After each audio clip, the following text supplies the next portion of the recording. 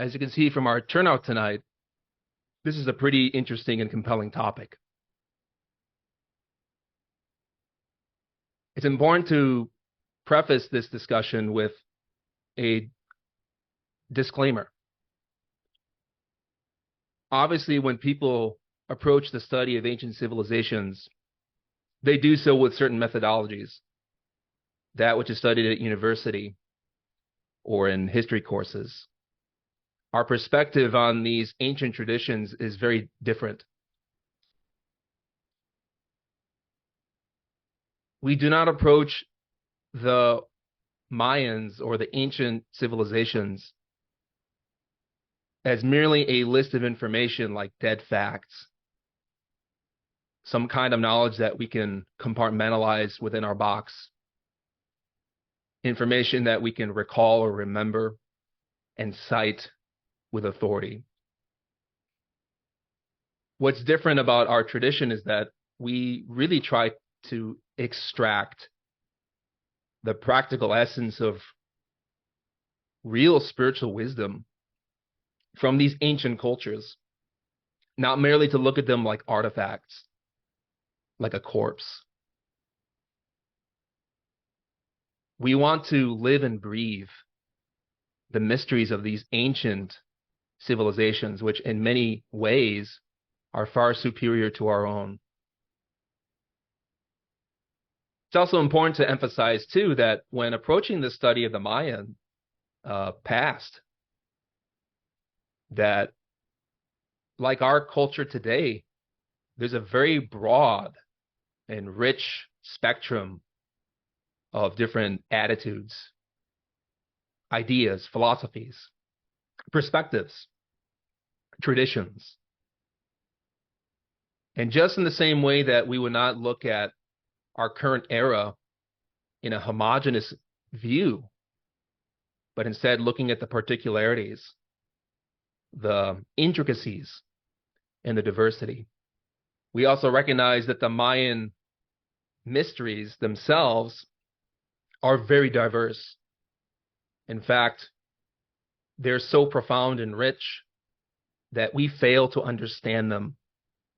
And this is very evident by the methodologies and approaches and the perspectives, the interpretations that some scholars have of the ancients. So part of what we'll do today is that we're going to demonstrate that the Mayan mysteries illustrate a universal path, that what they taught is not a dead thing. They spoke in the allegories of stone, in their pyramids and sculptures, a path of initiation into a higher spiritual way of being, a form of development and even perfection. This is especially today, we'll talk about the Mayan mysteries, but also we're going to tie it into the Jewish cosmology as well, because these different traditions share the same roots. They merely have different perspectives and time to that which is eternal. We're also going to explain how, why, and in what manner our soul acquires necessary experiences so that we can properly and profoundly know divinity, no matter what the name, no matter the language. In our Gnostic tradition, we're not interested in debating which cultural form is the most true or is the true, authentic, and accurate representation. We look at everything together because divinity, which is formless, takes on forms throughout time to convey deep truths. So we'll talk about how to know that divinity for ourselves, because that's really where the practical essence of real religion is hidden. We'll also identify, elucidate, and synthesize the process by which consciousness emerges, transmigrates, and returns to the divine. Especially, we'll correlate such principles to the wisdom traditions of the ancient Mayans and even to modern Mayan mysticism. It's important to recognize that, as with any religion, sacred geography is very deep. We know that in the Bible, the Judeo-Christian text, that there are many places of great import, like Sinai.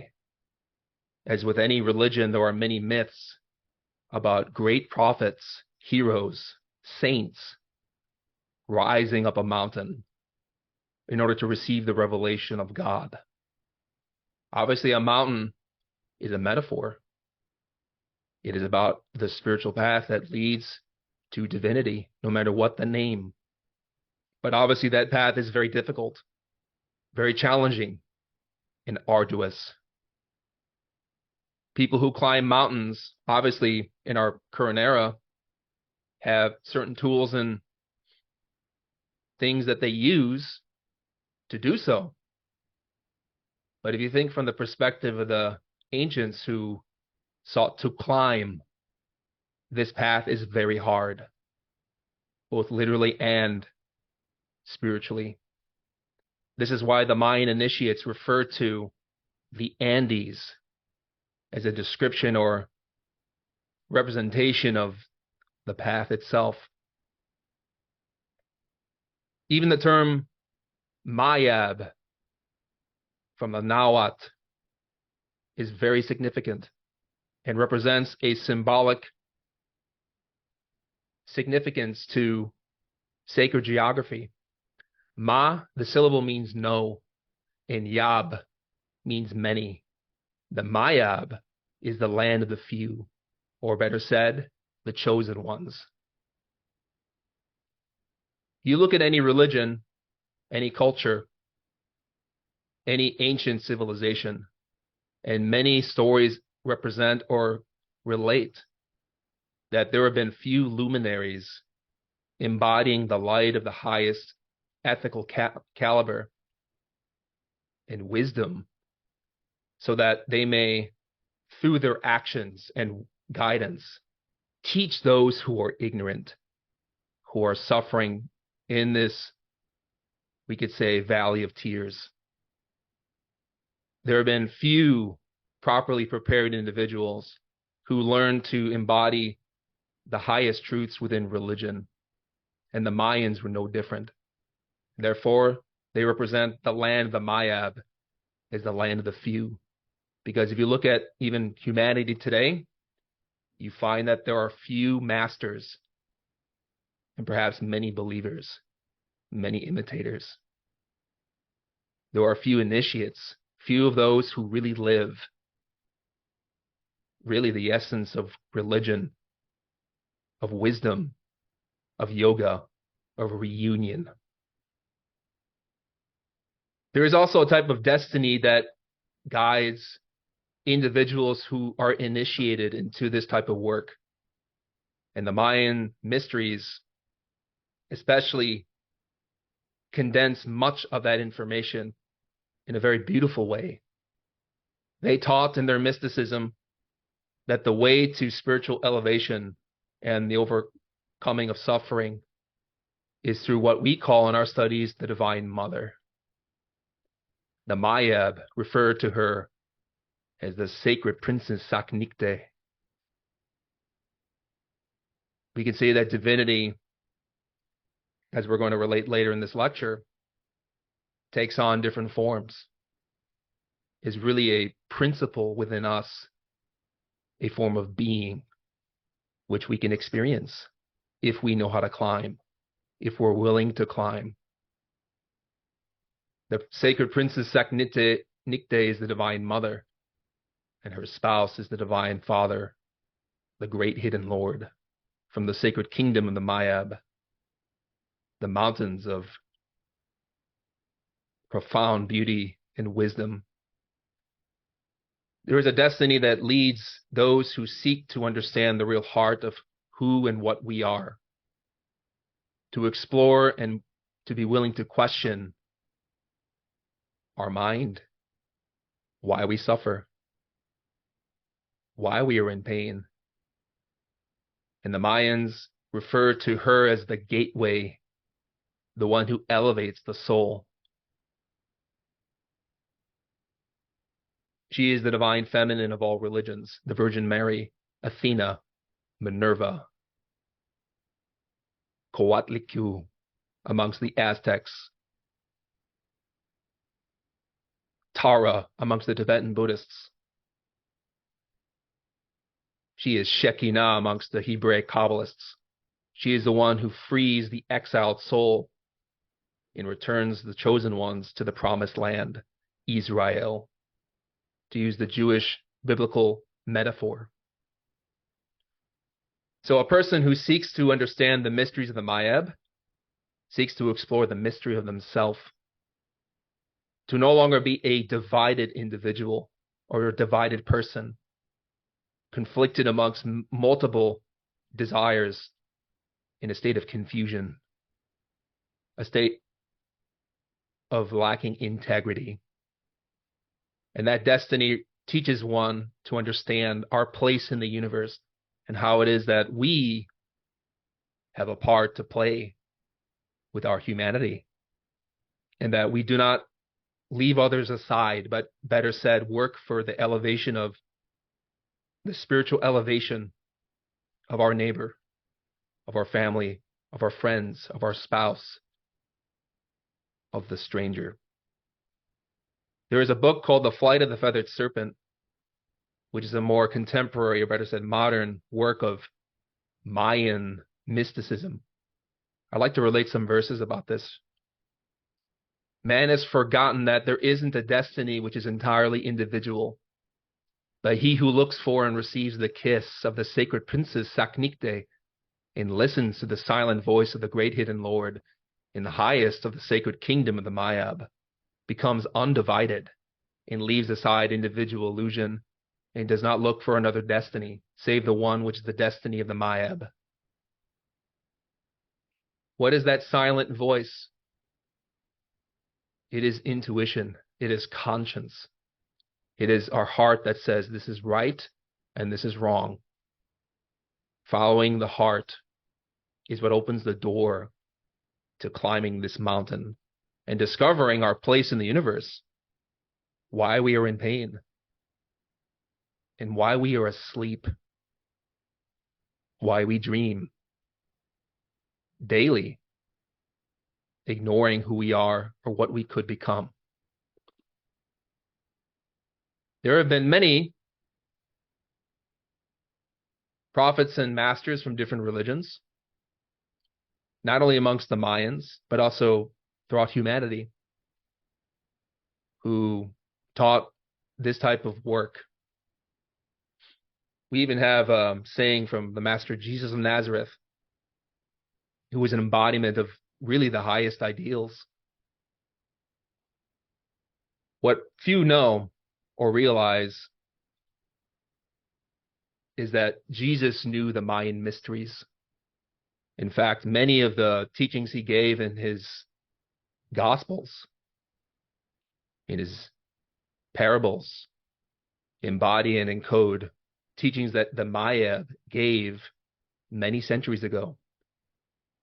There's a famous, basically, saying of him on the cross, which is traditionally translated in the Hebrew way, Eli, Eli, lama sabachthani, which people have translated, at least the Hebrews and those witnessing his crucifixion, as my God, why have you forsaken me? But the truth is that his phrase is actually Mayan.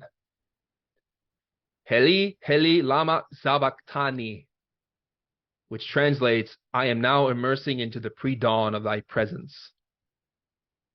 We mention this example of Jesus in relation to Mayan mysteries because what the Mayans taught and what Christ taught, what many masters have taught, is the same.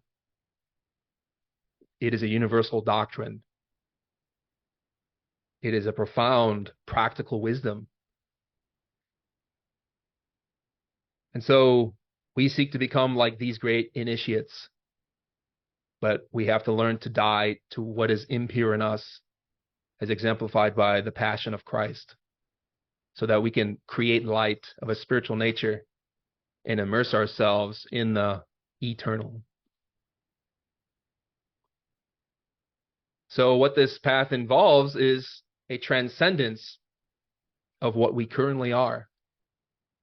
And in a certain Mayan text, Mayan initiatic work called The Flight of the Feathered Serpent, explains that we are men and women of clay. And clay is born from the mud. Our current life, we can say, is characterized by mud. We mean so in a psychological sense. In a spiritual sense, if we're willing to look at the reality of the facts. Our humanity is increasingly more confused, embroiled in conflicts, in hatred, in separatism, in flags, in pride.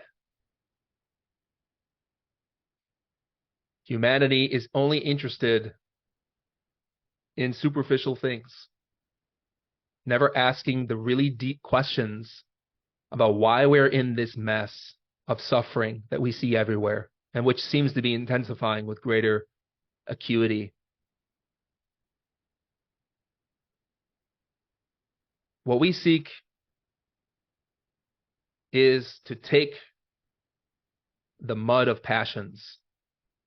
Perhaps it is our anger, our lust, our animal desires, our egotistical qualities that make us suffer and make others suffer. But to transform that, to shape it, to bake it in the fire of divinity, to form what the Mayans referred to as the amphora of the soul.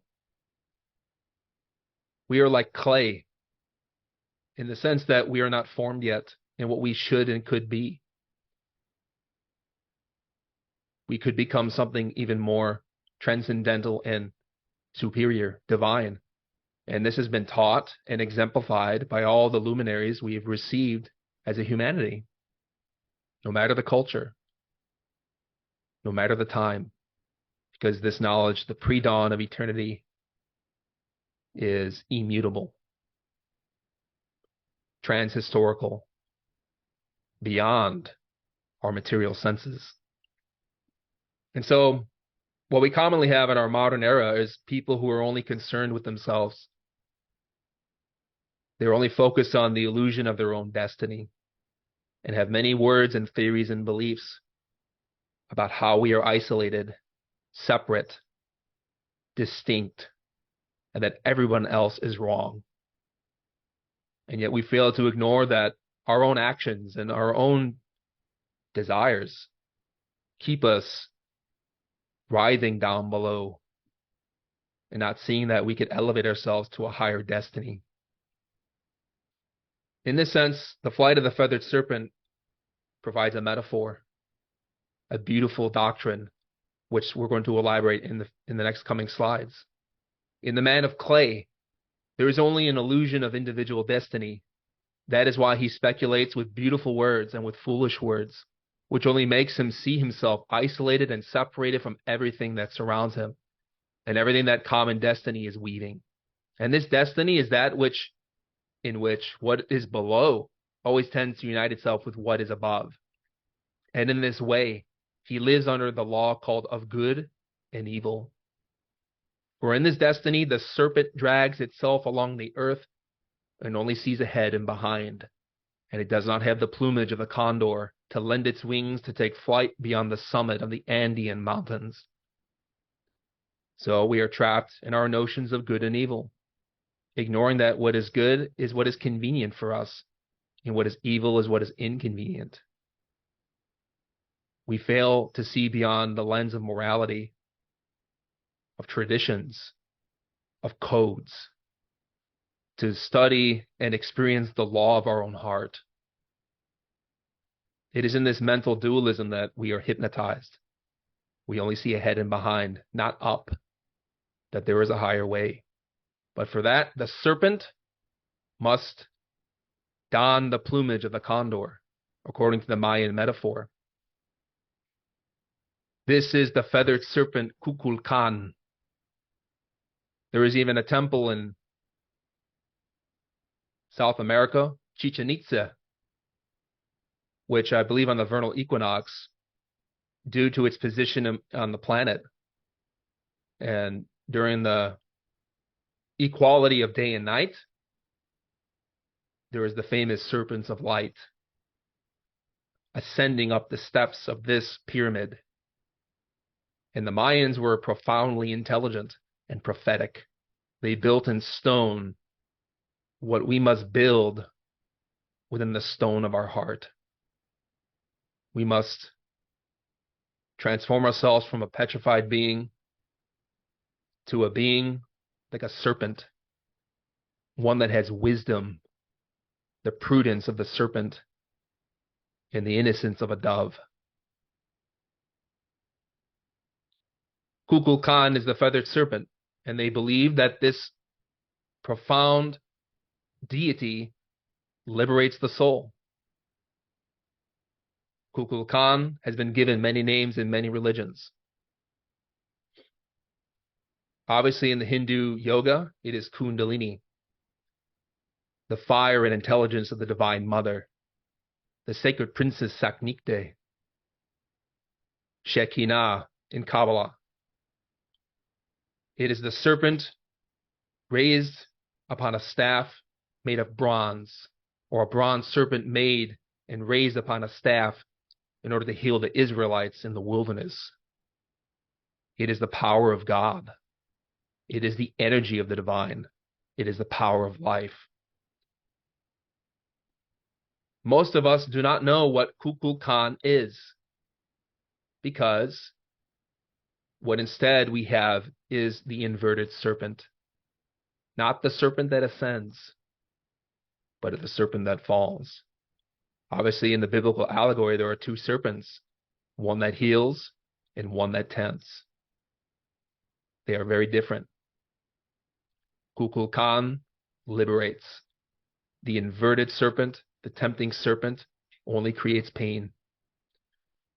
But they emphasize, the Mayans, that in order to work with the feathered serpent, which is basically the energies of God that rise up the spine and form the wings of the spirit, we have to follow very specific procedures and live the most ethical life, because the wisdom of the sacred princess Saknikte, the divine mother feminine, does not reward wrongdoing, even in the mind.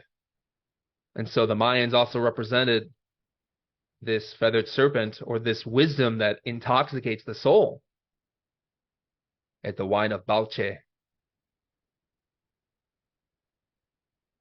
This is very interesting.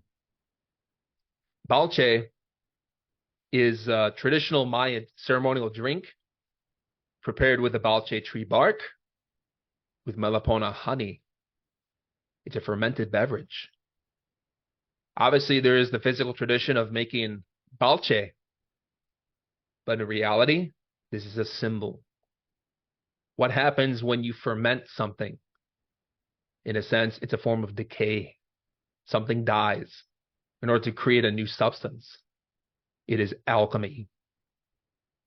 It is the transformation of a dense lead personality into the gold of the spirit. Even the Maya of Jesus allegorized the wine of Yaxche by transmuting it from water at a marriage.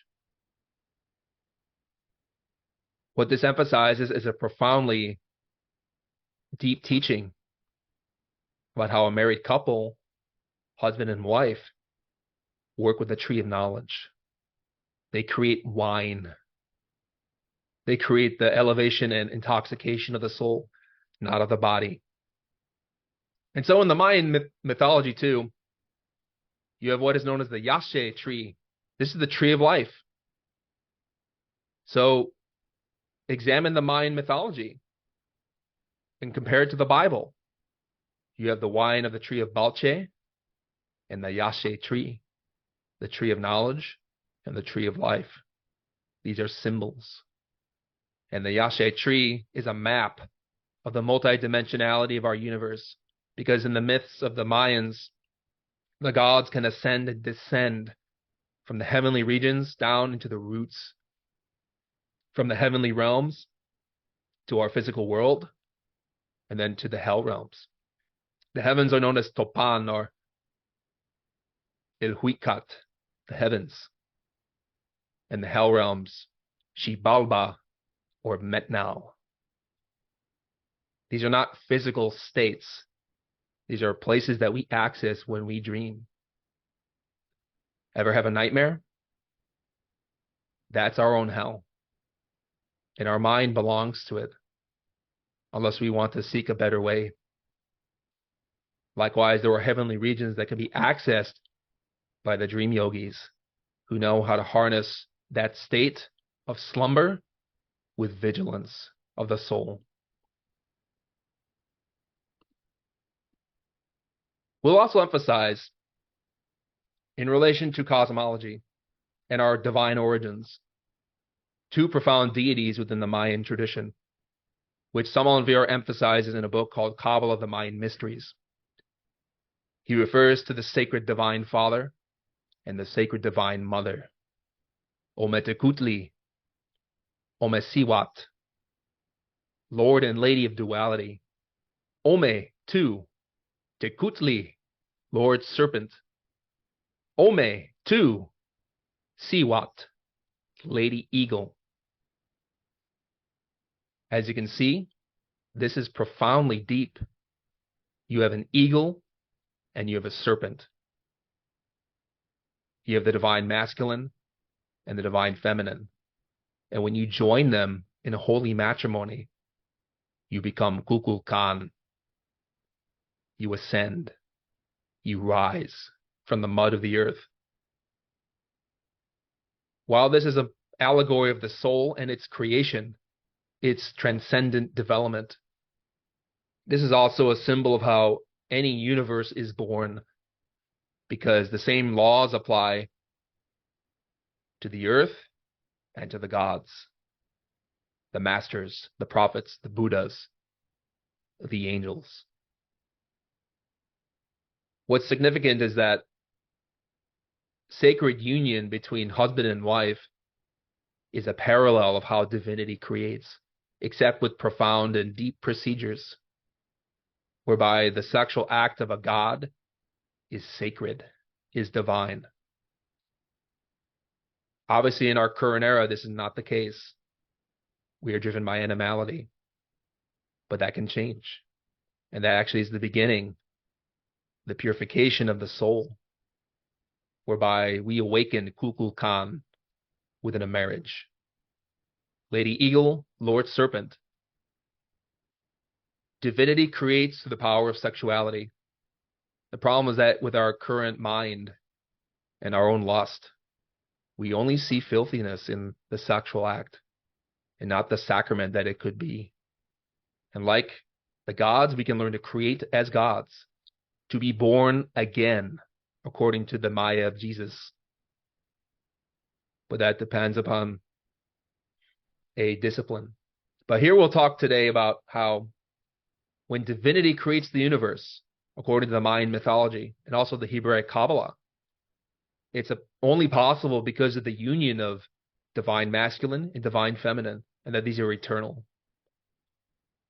Obviously, the union of man and woman in the physical sexual act has the power to create. Where else do we find the power to create through love than in sex? It is the power of divinity. But we must learn how to maximize and optimize such a work, such an act. The union of the two, Ometekutli, Omesiwat, is Ometeot, which means two gods. The unity of Ometekutli, also known as Tonakagate Kutli, and Omesiwat, Tonaka Siwat. From them emerges any cosmos. The entire universe emanated from this masculine and feminine dual principle, according to Samal and Vior and Kabbalah, the Mayan mysteries. But from where does divinity emerge? That unity, ometeot, the union of male, female, divine God and goddess. It is from Omeyokan. This is known as the place of duality. Ome, meaning two, and yo, the suffix for abstractions, whereby Omeyot, duality, constitutes a place, Kan, Omeyokan. In our studies, we refer to Omeyokan as the absolute. Here we have the image of the Hebraic tree of life. This is the Yaxche tree, to use Mayan or Nahuatl terms. It is the same teaching. We want to emphasize that the Kabbalah is not strictly Jewish, although we are indebted to the Kabbalists of the 13th and 14th century of Catalonia, of Spain, of France, for codifying an eternal law. In the same way that Sir Isaac Newton did not invent gravity, but merely documented it. In the same way, the Jewish mystics documented the tree of life and did not invent it. They were merely the vehicle of teaching the structure of the universe, the map of the cosmos, from its most divine and abstract and subtle origins to the most dense and material existence below. Notice that above these 10 spheres of the tree of life, which represent modalities of consciousness, levels of dimensionality, of expression, of being, that you have 3 spheres. We use the Hebrew terms here. Ayin, Ayin Sof Or, which in Hebrew means the nothing, the limitless, and the limitless light. This is Omeyokan. Omeyokan, also known amongst the Aztecs as Yuali Ehekat, means the place of wind and darkness. It is the eternal, abstract, supra-divine cosmic space. It is the zero dimension from which every universe, any cosmos, any order emerges. Merely to use the biblical injunction, let there be light, and there was light. Out of nothing came being, spoken through the word, the verb, as demonstrated within the Popol Vuh, the Mayan Bible. So Omeyokan is where we originate, from the void. And within the void is a beautiful, divine, profound light, like a star. If you reduce a human being in their synthesis, you remove everything that is merely extemporaneous and superficial, the layers of being up this tree of life, as you ascend more to divine states, and you strip away the external and go to the core of what we are. In our synthesis, we are the Ein Sof. It is a form of light. It is a supra-divine cosmic state of being, a star. The Christians refer to this as the Star of Bethlehem, that guided the 3 Magi to the birth of the Maya of Jesus. This is Ometeot. Ometeot is the father-mother, the union, which has not yet sent out its light into the universe in order to create. But why does divinity create any universe or unfold within the multidimensionality of our current being? It's because divinity does not know himself yet, does not know herself yet.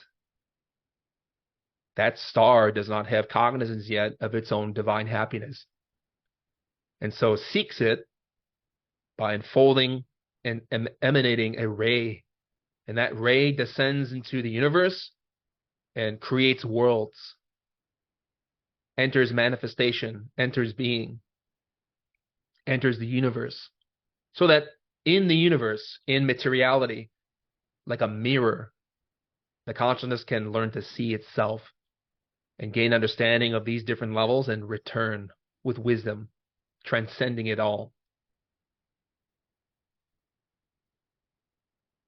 Really, this is the essence of religion.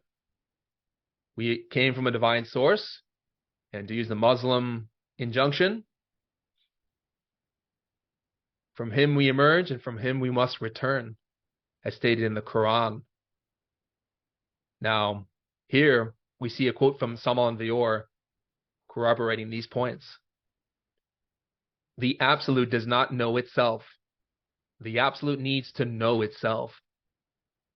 Each super divine atom, Ein Sof, needs to know itself in order to have consciousness of its own happiness. Unconscious happiness is not happiness. The human being in his last synthesis is just a super divine atom from the absolute, abstract space. That atom is known by the Kabbalists with the name Ein Sof, the limitless joy, the limitless omniscience and being. It is urgent to know that the Ein Sof sends its spirit to the world of matter with the purpose of acquiring that which is called self-cognizance of its own happiness. When the spirit, after having passed through the mineral, plant, and animal states of consciousness, attains the human state, it can return into the Ein Sof to fuse with it. This is how the Ein Sof becomes conscious of its own happiness. In synthesis, the process by which the spirit descends into matter is known as involution. Now, obviously, for those who may be familiar with Samal Vior's text in the original Spanish, he uses the term involution or involution in a bit of an interchangeable way. But in English, it translates better as involution in terms of the spirit entering matter. Here we're talking about the English translation. When the spirit involves itself into the universe, into the different spheres of being, enters and unfolds into matter, energy, and perception at different levels, like a fountain rippling out in different layers, we have the creation of the universe. So we enter, and finally, through this journey, after many, we could say, aeons, even profound cosmic time, we enter and reach the last sphere below, which is known as Malkut in Kabbalah, which in Hebrew means kingdom. This is the physical world. We studied the descent of spirit into matter in a very synthetic way. We also emphasize very strongly that there are laws that govern nature, and that if we wish to understand and transcend these laws, more importantly, understand the laws of nature within ourselves, within our own psychology, we study the descent of the ray of creation. It is the ray of light from the Ein Sof that creates the worlds, descends into matter and energy, enters into being, until finally entering us, until we reach our physical body. There are laws that govern every aspect and level of nature. There are different cosmoses as well. And a cosmos in Greek merely means unity. Simply put, there are different levels of resolution within the cosmic scheme in terms of our perception of things, where we resonate most, what we currently are. So while there is a cosmic plan that helped to originate the worlds, and there's a journey and trajectory that we took in a very long process of cosmic evolution, we now reach a point where we must learn to understand the laws that preceded us, so that by understanding and working with them, we can return upward and experience the original divine law from which we emanated. As we're implying with the teachings of the Ein Sof, obviously that is the limitless joy of divinity and is the goal of our studies, to return to our origin with cognizance, with victory. That unity, that light, that limitless, absolute, sacred, divine sun, the limitless light of the Ein Sof 4, we call the protocosmos. It is the first cosmos. It is the world of one law. In our modern era, we think of laws as something prohibitory, like you obey the law so that you don't get in trouble. right? We tend to have very superficial connotations with this word. But when we refer to divine law, we're not referring to merely a negation, but rather a subsistence, a state, a quality, a way of being. In the world of one law, there is great freedom. Obviously, less restrictions. It is a unity. And because there is only one law, there is freedom. There is joy. But that joy, that light needs to know itself. So it descends into the Cosmos, which refers to all the suns and planets of the universe. This correlates with the top 3 spheres of the tree of life. Known in Hebrew as Keter, Hokmah, Binah. In a sense, Ometeot, the one law, the unitary divine, unfolds into 2 eventually and manifests as 3. So in a sense, you have father, mother, male, female. And through the 3rd force, their union, you create even more divine complexity and being. So from these 3 laws of this Trinity, the Christians refer to it as Father, Son, and Holy Spirit. That light descends into the macrocosmos, which is the formation of a galaxy. Notice that these laws now double. So from the one law unfolds 3, because through 3 forces, we create. Obviously, right? Even physically, a man and a woman unite sexually through the 3rd force, the conciliatory act, and they form a child, a trinity. Divinity is no different, except that union of divine love is pure. So from 3 laws, now you have 6. You have more complexity. Those 3 forces unfold and double in order to create the galaxy. This can also relate to the tree of life through the Hebrew Hesed, Geburah, and Tiferet. And when that force descends into the solar system, the world of the Durocosmos, the 12 laws, you enter metaphorically into Netzach in Hebrew. That force doubles into the planet, the Mesocosmos, 24 laws. And then finally, in the worlds of Yesod and Malkut, the microcosmos, the human being, we have 48 laws. These laws double because the further this light descends into matter and involves itself, in a sense, the more it separates from the original presence of divinity. And so these mechanistic laws, in a sense, create suffering, right? Because we're in more complex states of being and matter with all of its concomitant problems.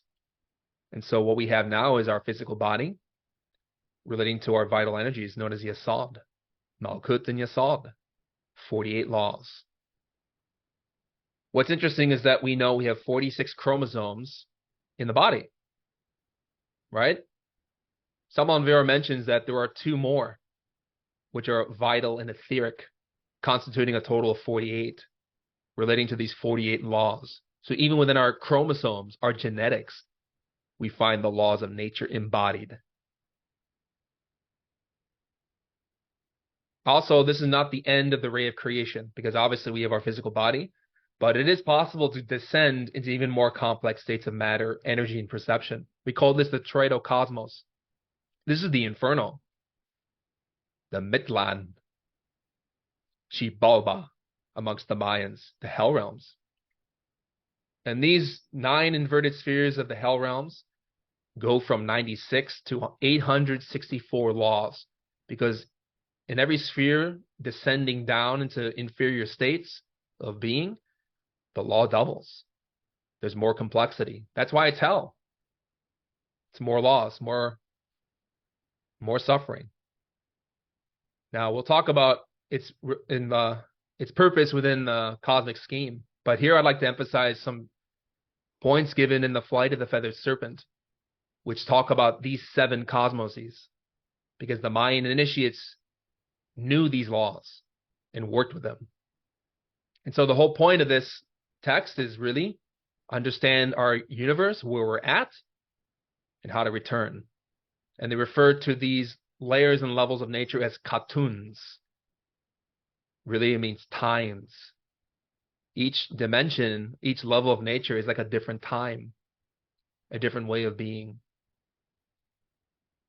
For the eternal one, the highest one, the one of a soul age, wanted to make descendants of 7 generations, and this one is the great descendant, Malkut, the physical body, which embodies and encodes all the forces above, as stated here, which contains and maintains all the small descendants so that they maintain themselves between them. In a sense, without all of these levels and layers of nature, there would be no universe. If there were no mechanicity, the machine couldn't work. But obviously that machine is governed by intelligence. And so we also seek to govern our own mechanicity with intelligence so that we can become a very different being, a virile Maya. And obviously, from these verses you see here, the strength of a Mayan initiate is precisely the work in a matrimony with virility, the source of real virtue. If you are a virile Maya, and if you are proud of your Maya, humble yourself in secret and in silence when elevating your thought to him, to the eternal one, to the one of a soul age, which is his own Katun, and who made all the Katuns, and who also made you, and who made you in his likeness, a small alike, with everything that he is, even with his infinite creative words saying, for I am God.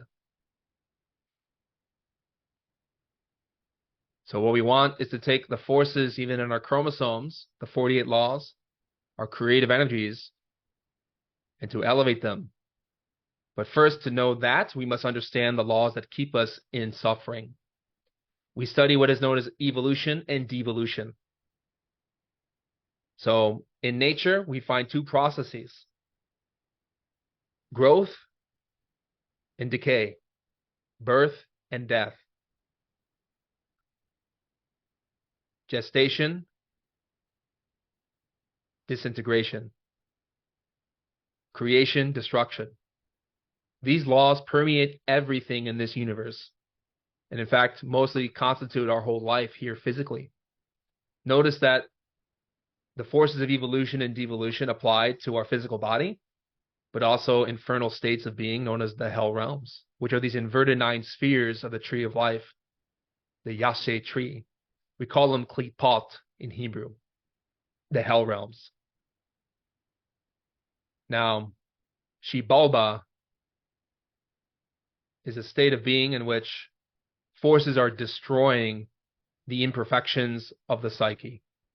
So what happens is that, in our cosmic evolution, we enter first in lower states of being. When the consciousness first emerged from the Ein Sof and entered matter, especially in the higher dimensions of being, it started as a mineral, entering mineral bodies, mineral states, metals, stones. Our consciousness was once elemental. It was rudimentary. It was primordial, not developed, innocent. And that consciousness needs to learn to gain experience through different kingdoms of being. It does so through evolution, the forces of creation, of gestation, and development. When consciousness gains enough experience operating within mineral bodies, eventually it transmigrates into the plant kingdom, having evolved to a superior state. And the plants have their own processes, knowledge, wisdom of how to work with nature, because there's consciousness even in plants and even in stones. Consciousness exists everywhere where there is life. Consciousness is life. And eventually, when the consciousness gains development and experience in the plant kingdom, it can graduate and go to the animal kingdom. And likewise, after many years, aeons, the soul enters the humanoid kingdom. It is in the humanoid kingdom, having a human body, where we have the potential to transcend and revolutionize ourselves, to enter the kingdom of angels. We are not yet what we should be. This is the mountain of the Andes, which we must climb. There is a form of conscious evolution that is accessible to us if we know the methods. But if we do not take advantage of our human body in order to become an angel, we devolve, we decay, we regress, we degenerate. And if you look at humanity today, you can clearly see that we are degenerating rapidly. We are more destructive, more cruel, more inconsiderate, more blind, more fearful and uncertain about our future than ever before. Destruction and decay are a part of nature. This is the inevitable consequences of evolution, followed by its sister, devolution. You can't have one without the other, because all of nature is sustained by the balance of these two forces. Because everything that is created, that is born, must die. Likewise, all the imperfections and defects we created in our psyche have to die. But if we don't do so willingly, with intelligence, with wisdom, then nature will do it for us. And that's what hell is. It's a recycling plant. It's a state in which the soul, because it does not wish to progress spiritually, is taken by the forces of devolution down back into inferior bodies of the animal kingdom, then the plant kingdom, then the mineral kingdom, mineral states. And this occurs not merely just physically, but when the physical body dies and the soul transmigrates into inferior states of consciousness. Eventually, if the soul, descends at that point to the very bottom of the universe, the lowest spheres of the infernal regions, eventually the consciousness will be extracted and freed from its defects, but as an innocent elemental, in order to reinitiate the journey again. And obviously that takes a long time, which is why we emphasize that if we wish to get out of this wheel of mechanicity, we can enter a higher path, a path of revolution.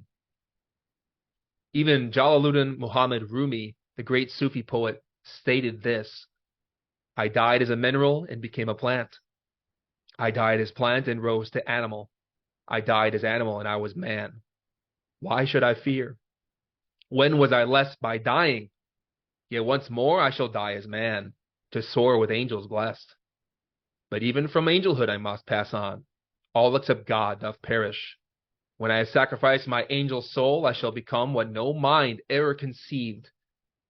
Oh, let me not exist, for non-existence proclaims in organ tones, to him we shall return. So there are two forms of death here.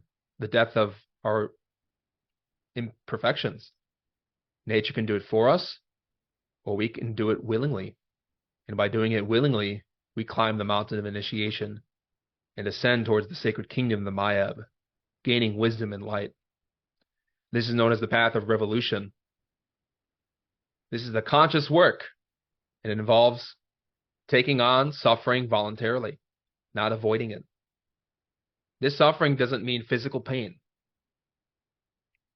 Not exclusively. Doesn't mean that by entering this path, somehow one's going to, physically live a life like Jesus with a physical crucifixion. Obviously, we go through our own sufferings, our own passions, our own ordeals. Because this type of work is very different than a tradition of belief. Revolution is a path in which we as a soul make effort to understand our own defects and to work on them consciously, so that by working on our own errors, we can extract light. And as we gain light by working on our own defects, desires, imperfections, we call them egos. Ego itself, we elevate our spiritual level of being and ascend up the Yaxche tree, the tree of life, the Kabbalah. In this way, we overcome inferior laws and return to the spirit. This is the synthesis of religion, the return. What this practically means for us is that as we're learning practices like meditation, mindfulness, self-awareness, understanding and removing and eliminating our own faults. We gain more insight and knowledge. We awaken within dreams. We no longer dream. We see the realities of internal worlds with clarity, and we rise up to higher states more and more through progressive works, progressive initiations and developments until returning to the Ein Sof Ometeot. That is just a synthesis of what this teaching embodies.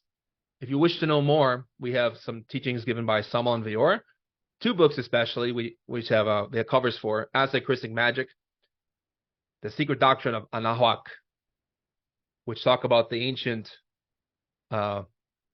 American mysteries. We also have a book called Kabbalah of the Mayan Mysteries, which Glorian Publishing doesn't have a cover for yet, but these books are all available online. You can read and access and learn more about the mysteries of the South Americans, especially what they taught. We're going to continue this particular series explaining more on these concepts we're initiated today. We'll talk about the immortality of the soul according to the Mayan mystics. How by working progressively up the tree of life, the Yaxche tree, we gain knowledge, we gain wisdom, and we can understand step by step what is the path itself in synthesis. So at this point in time, I would like you're welcome to ask questions. Feel free to type them in the chat, and we'll read them off.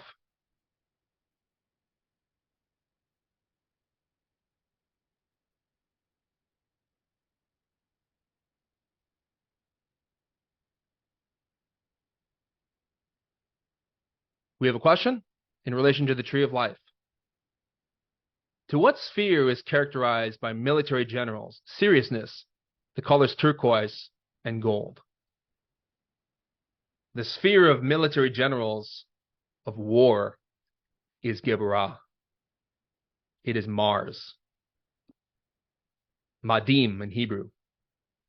The sphere of Geburah is the judgment of divinity. It is the strength of God in relation to how divinity provides conscience and justice in our life. It's also a very in a sense, serious, because the strength of Mars is a profound and divine love. We often associate Mars with the metal iron, especially, but we know astrologically that Geburah is also associated with gold, the sun, because from the strength of the warrior, by fighting for the truth, spiritually within ourselves, we extract gold. That is the power of the angels of Mars, the strength of the spiritual warrior. As for turquoise, not so sure, but I know that iron and gold, the color red especially, relates to Geburah, Mars, military intelligence, the spiritual militia. The divine beings were associated with fulfilling the justice of divinity. We have a question. How do we investigate these mysteries directly? In synthesis, meditation, and dream yoga. We gave courses on our website we will provide in the chat. One called Gnostic Meditation, the other called Dream Yoga and Astral Travel. In those 2 lectures, we describe how to meditate, how to investigate those higher states of being within a state of meditation, combining drowsiness and sleep with cognizance. There's a lot of practices in both courses. Even, honestly, I think Glorian Publishing's course on meditation essentials is even more divine, more practical, more straightforward too.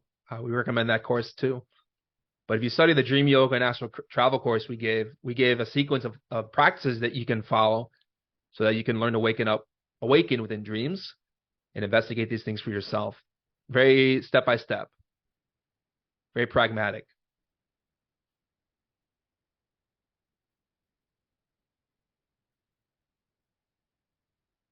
So we have a question. You mentioned the emanation entering matter, or the realm of matter.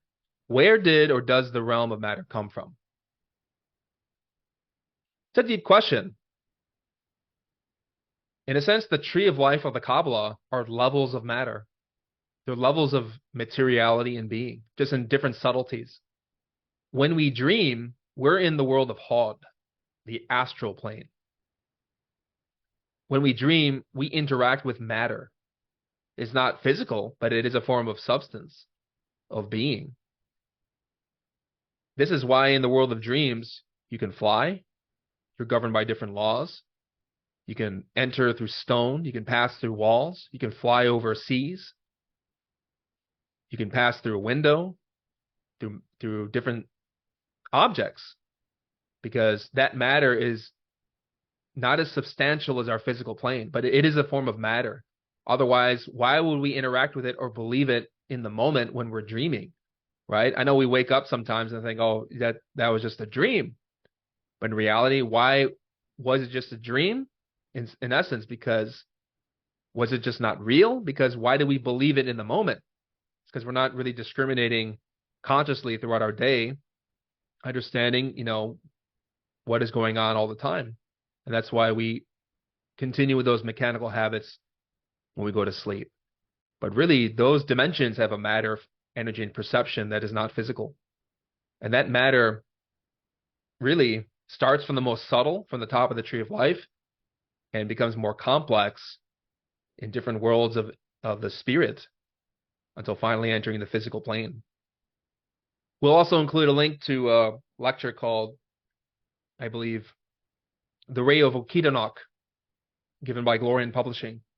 Talks about this in more detail, but we just try to synthesize a few points that, matter is a very complex thing. Physical matter is not all there is to see. It originated from the spirit in the higher levels of nature and became more complex until finally manifesting physically from those higher worlds. So that's the synthesis. We have a question.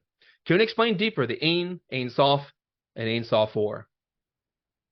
Literally, there are really many lectures on Glorian Publishing that go into a lot of detail about the Ein Sof, and Ein Sof 4. Probably the best source, I would say, is Salman Vior's book, Tarot and Kabbalah, where he talks about, in a chapter for each section, about each of these aspects of the absolute in great detail. In synthesis, the Ein is the cosmic space, the womb, the matrix from which all life emerges. The Ein Sof is our inner star, and the light of the protocosmos from which all being emerges is the Ein Sof 4, the limitless light. And when that light finally materializes into the universe, it becomes physical light, but it originates from this sacred absolute sun. I suggest, unfortunately, we don't have the time to really, expound on all the depth and beauty of these aspects of the absolute, but there are many lectures on Glorian, especially. But I highly recommend you study the book Tarot and Kabbalah by Salman Vior, where he talks about these three aspects of the absolute in great detail.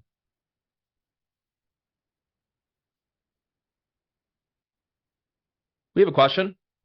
So there was a mass burial pit at the Chichen Itza, or the Mayan temple. Why? In what circumstances were people put there? I'm not a scholar of Mayan, archaeology or anthropology, but my basic knowledge is that, like any civilization, the Mayans had degenerated. There is evolution and devolution within cultures, and we're witnessing this now in America. There comes a point in which basically societies crumble, and the Mayans were no different. The Egyptians were no different. All the Greeks and ancient civilizations were no different. So obviously some of this, some of the modern beliefs about the Mayans is that they were, sacrificing people, and that this was the definition of their society. But we ignore that history is complex. Those civilizations did degenerate into, sacrifice, because eventually that tradition mistranslated the idea that one should sacrifice one's ego. And then they started to sacrifice people. That's devolution there. Taking a spiritual teaching and making it degenerated. That obviously happens over a long period of time, but, the Mayans You know, a lot of the civilizations did crumble. But I don't know about the mass burial there, but obviously it kind of brings to mind that idea that, the Mayans eventually decayed. So that might be an explanation. We have a question. Is there a Mayan mantra to help you go to the astral? Yes, I don't remember at the top of my head, but I believe you can access it in the book Esoteric Medicine and Practical Magic by Samal Villor. There's a couple of Mayan mantras given in that book where you can invoke those initiates in the internal worlds and even physically to help you. So I highly recommend you study that book.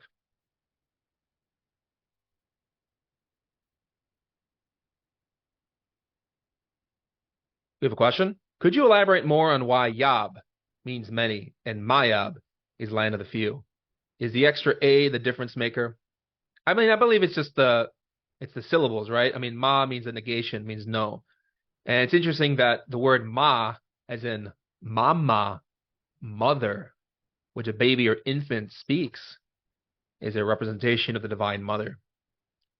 The sacred princess Saknikte, and Ma, as a universal syllable, means no.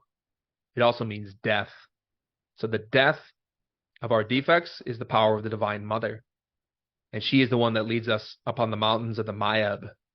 Now, as for the extra A, I'm not so certain, but as for the spelling of it, but, Yab literally means many. Means many. And the negation means no. Ma. The reason why it's the land of the Mayab is because few do it. Very challenging.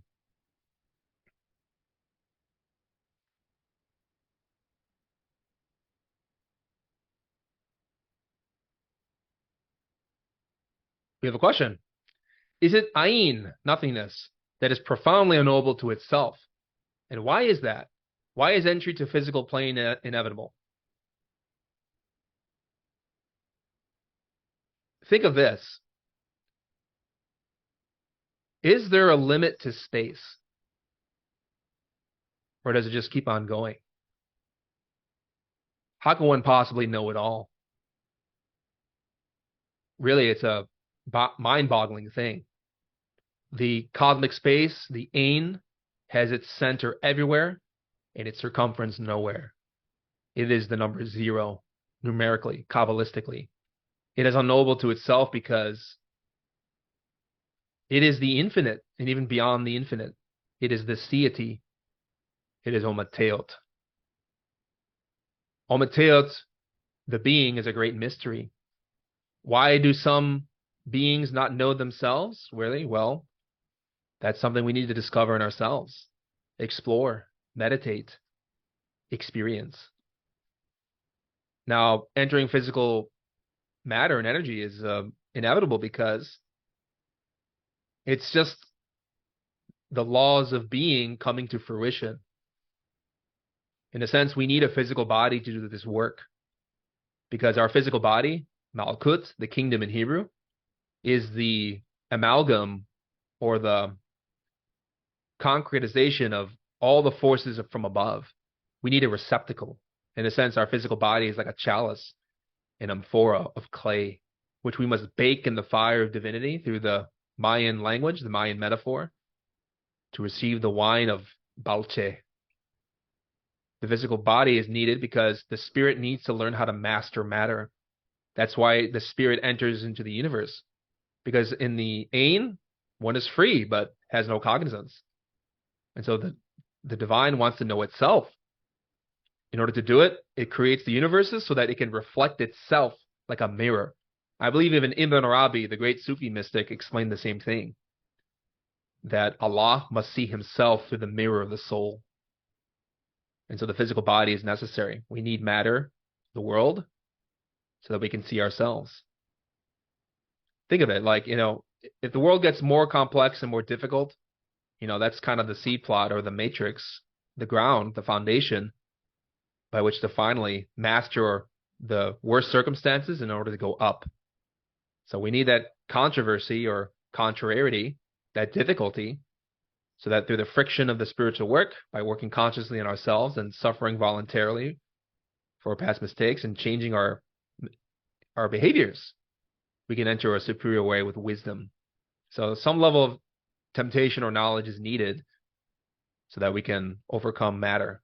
And that's the whole point of the universe and the work.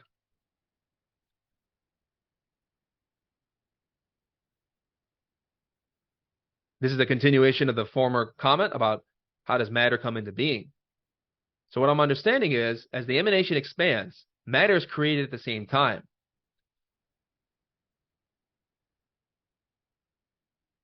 Think of the unfoldment of matter like, imagine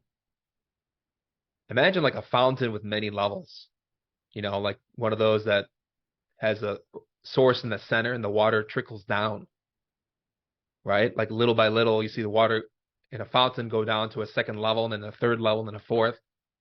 In the same way, the universe is the same way. And the same thing with matter. When we think of matter, we think of physical, experience, what we can touch and feel and see.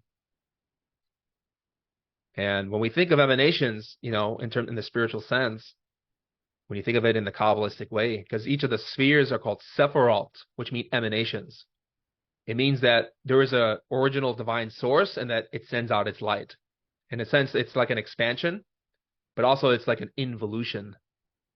That light enters matter itself. In a way, when that light enters the universe and becomes matter in different dimensions, it's like,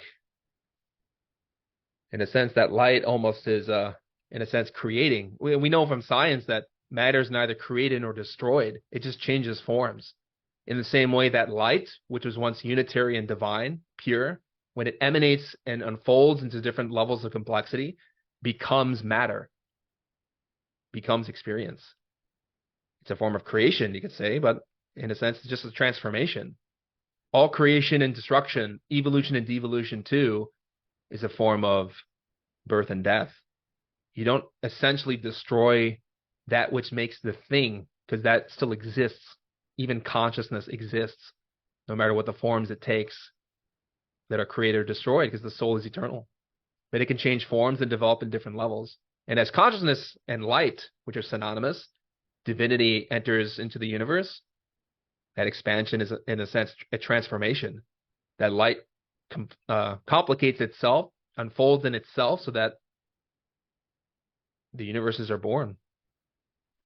I mean, it's a very deep thing. I mean, very profound. It's hard to, hopefully my explanation is clear, but, or even approaches the topic with some adequacy, but I'm suggesting that if you wish to understand what this really means from experience, what different dimensions are like, and how this process unfolded over many aeons, study dream yoga, learn to astral travel, awaken within that dream state, and learn to experience matter and energy at a different level. In that way, you can investigate things which you can't with your physical senses or your intellect, because, this spiritual stuff is really only explorable through the consciousness, not the mind.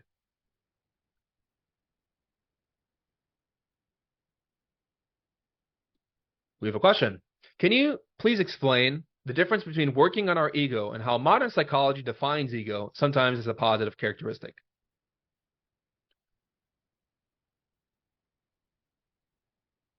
We have a very distinct way of using these psychological terms, which obviously diverges from mainstream psychology, and with good purpose. This is not to say that there's no value within the mainstream psychological traditions and the work that psychological professionals are doing.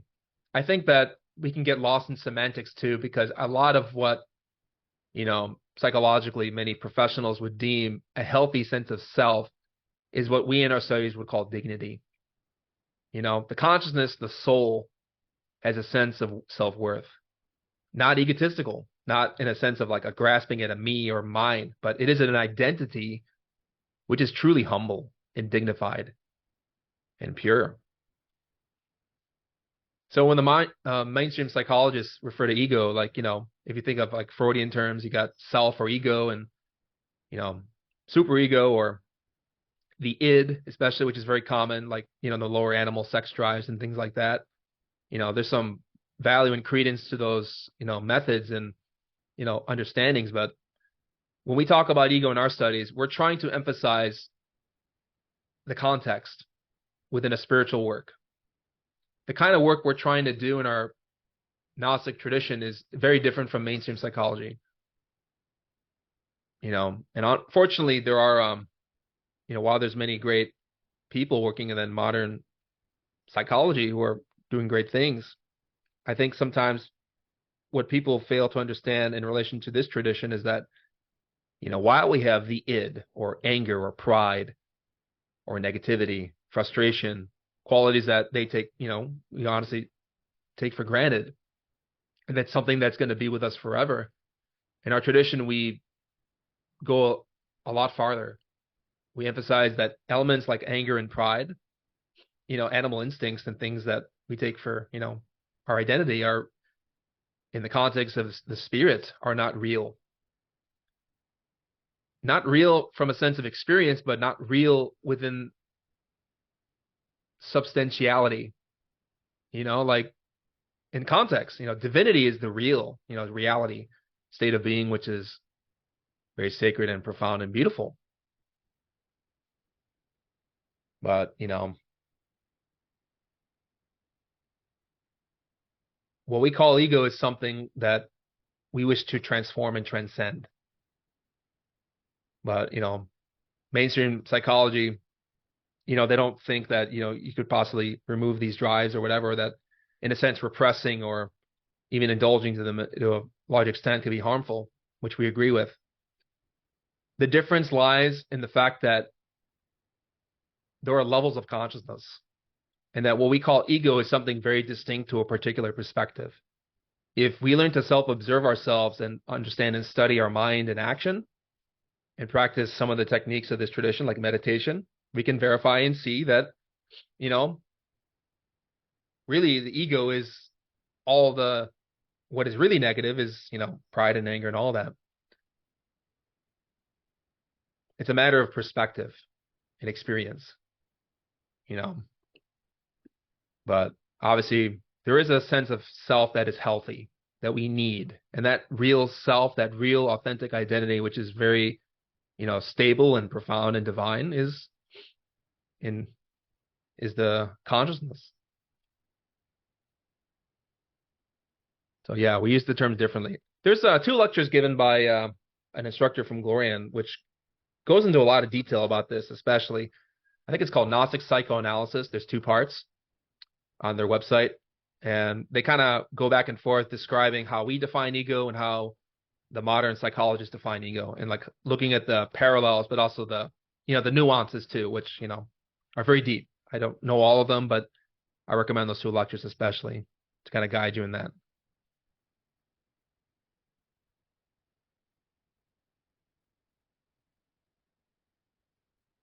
We have a question.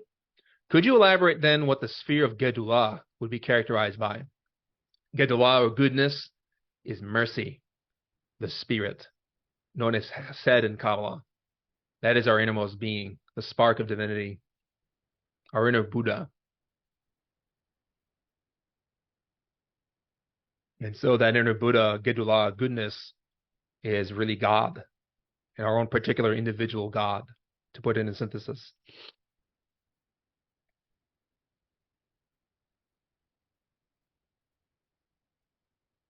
We have a question. I've heard that Mayans were Atlanteans, that they didn't become extinct, just evolved to an upper dimension. Is it true?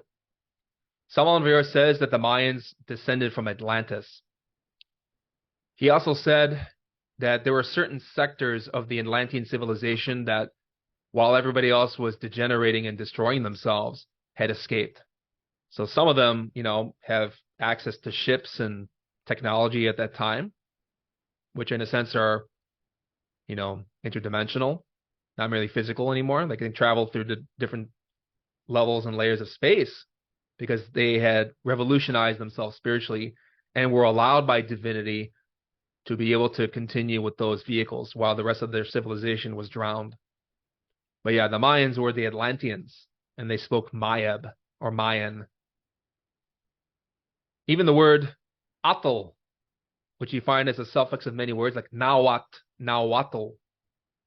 Atlantis means water in Nahuatl, the traditional Mayan language. So there's a deep wisdom there, very profound. Study those books that Salman Vera wrote. He talks all about exactly answering your question.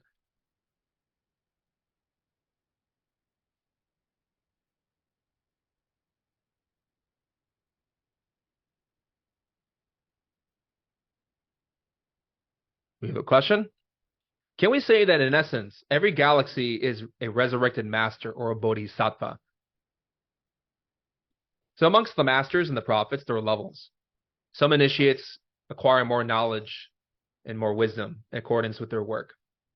So to use the metaphor of the amphora, some amphoras can contain more because there's a deeper work there. Obviously, it involves more difficulty and challenges. Some initiates rise very high because they were very fallen. It's a law of divine nature. The further one is downwards, one could, if they repent and change, can go higher. And so there are different levels of gods or beings or masters who govern different elements of the cosmos. Some bodhisattvas, there are, initiates who incarnate Bodhi, the light, or the sattva or essence of Ometeot, have wisdom and knowledge relating to the earth or a planet. Some have the knowledge of a star or a sun. Some have knowledge of a galaxy. And there are even more rare beings who have knowledge of of an infinite, which are many, billions of galaxies. So there's layers and levels of accomplishment.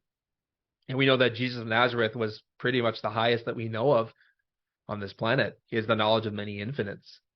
This is why he's, really incomprehensible, very divine being. But yeah, the galaxy is governed by beings like the innermost God. We have to say that the Bodhisattva is not the master. Really, the being that governs any constellation is the innermost, or is, in Greek terms, Christ, the divine. The Bodhisattva, or the human initiate, is merely the amphora that can reflect the light. Okay. Any more questions or thoughts? We can wrap up. So I thank you all for. I